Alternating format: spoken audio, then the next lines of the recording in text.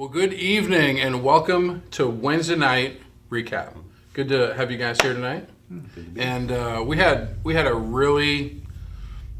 fun, exciting lesson tonight. Yeah, it was a good presentation. Yeah, it was good. I mean, it's easy. It's a topic so easy to be excited about, generosity. But tonight was entitled "First Things First." And I guess the main theme, and you guys can jump in here, the main theme that Andy Stanley talks about is that truly generous people, not people that only give just, sporadically here and there, and he doesn't downplay that. It is sometimes you have a need comes and you give toward it, but people that actually have a plan for generosity. One of the characteristics of truly generous people is that they actually not only have a plan, but they make it first in their priority to give. And I mean, how have you guys seen that to be important? When you make it priority when it's first. Well, I as a pastor, I teach tithing, and that is a base level of giving. 10% is the base, and then you should be generous over and above that.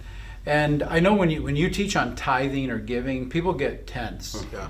And what was fun is watching people laugh at tonight's video with Andy Stanley, because talking about generosity, it's not offensive in any way. No. But tithing is like, oh, they're expecting 10%. I thought that was refreshing. Yeah. Generosity. Yeah. And I think the video is not necessarily about tithing. No, I mean, not at all. Not at Yeah. all, really. It's I don't even know if he ever mentions it. No, I I don't think so. it ever came up. And that's where, again, I say generosity is like a way of life. Yeah. Tithing almost becomes legalistic for people. Sure. And, you asked me before we went on camera, if I had a story, and I do. My first introduction, I used to think I thought it was my first introduction to tithing, was as a new Christian, probably 2-3 weeks into it. I learned to give, and it wasn't tithing, because it had nothing to do with 10%, right? The word tithe means tenth. Yeah.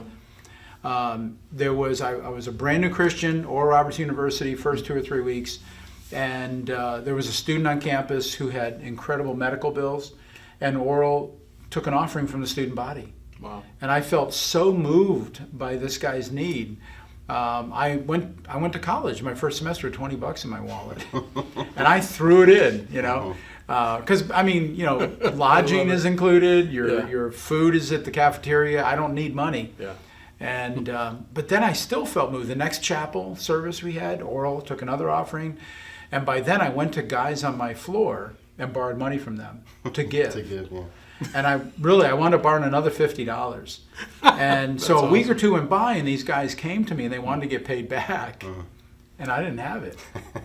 And I never thought about Any broken bones? thank God, Christian University. So I really did. What am I going to do? I felt a little pressure. I knew I was okay. Yeah. But unbelievably, an uncle of mine who I hadn't heard from or talked to or interacted probably for 10 years. I was all of 18 going to college. Probably hadn't seen him since I was a kid.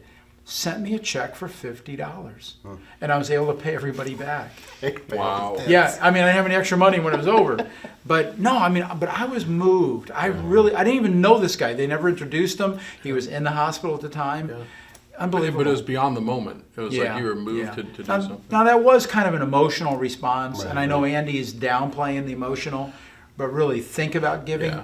But it was more than emotional, I think. Yeah. I think I really thought about giving. Right.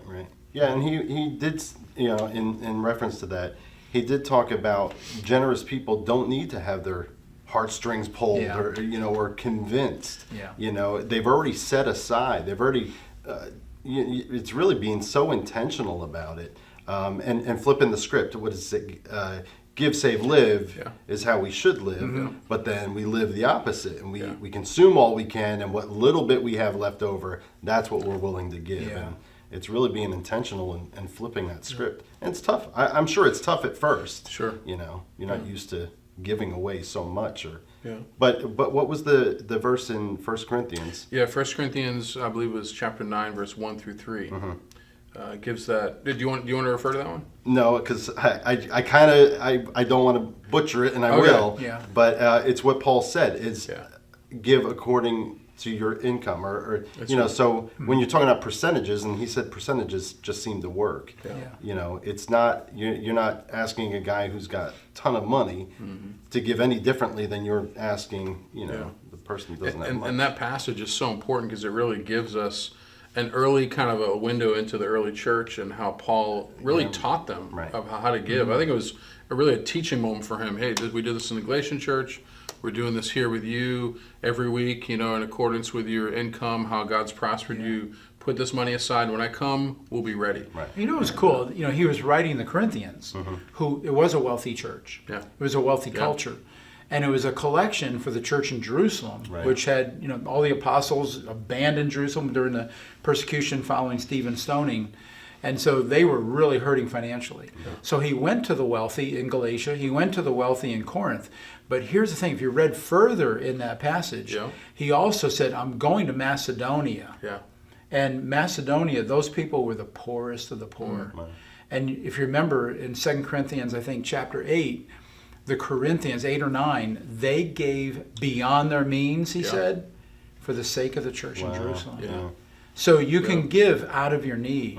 That's another thing to do. And of course, this is only 3 sessions. Right. Sure, exactly. It was very short, but you know, But- action packed. But again, the Great whole stuff. the whole theme is living, building, and strategizing your financial life Yeah. around being Yeah, generous. generosity is a way of life. Yeah, it's a way of Yeah, that's a way great of way to life. put it.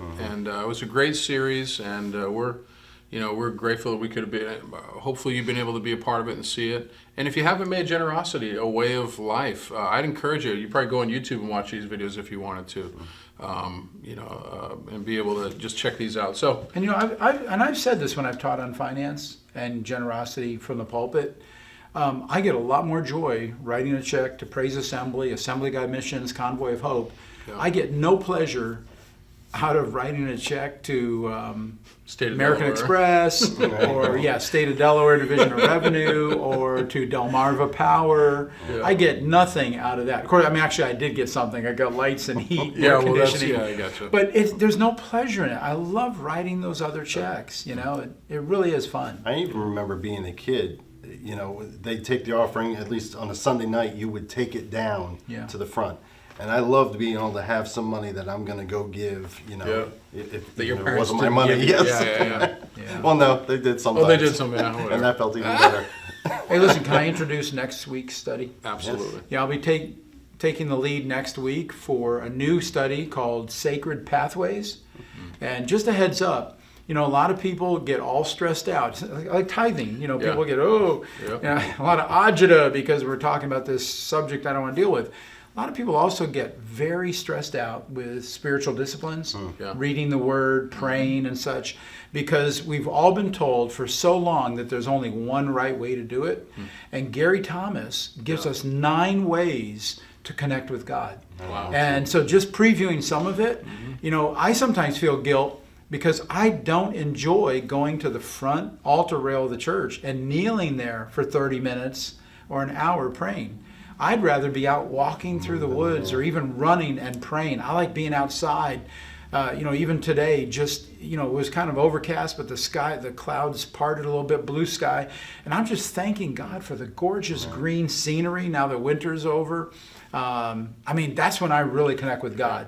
That's not for everybody. So there's something for everybody in this one. Yeah, there's a lot of freedom as you pray. And so we're going to get rid of some of the old myths about how to pray the right way. That would be great. Really, it's a liberating series. So I hope you'll come out next Wednesday night. Wednesday night recap doesn't cover it all. This is just a recap. Exactly. So I hope to see you next Wednesday. God bless. Have a great week.